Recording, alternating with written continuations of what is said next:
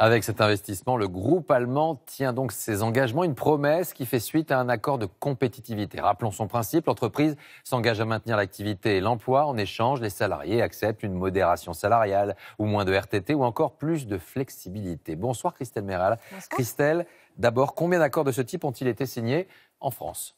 Une trentaine d'entreprises ont signé ce type d'accord depuis 2015 et selon l'Institut supérieur du travail, c'est plutôt positif. Les entreprises sont devenues plus compétitives. En revanche, bilan plus mitigé côté salariés. Ils conservent leur emploi, mais la méthode est parfois jugée brutale et ces accords peuvent entraîner des divisions au sein du personnel. Alors à la clé, des succès, une vraie dynamique parfois. Oui, 2/3 de ces accords signés concernent des grands groupes, parfois des fleurons français qui aujourd'hui vont bien, certains même très bien.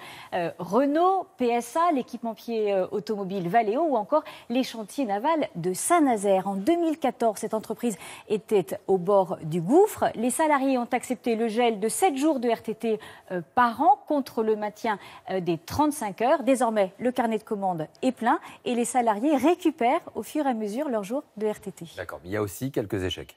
Et oui, exemple, l'usine Malbert en Alsace, spécialisée dans les climatiseurs pour automobiles. Pour les salariés, quasi-gel des salaires et un jour de RTT en moins contre le maintien de l'activité. Mais cela n'a pas suffi face à la concurrence étrangère. Toujours peu de commandes et les effectifs sont en baisse. Merci beaucoup Christelle.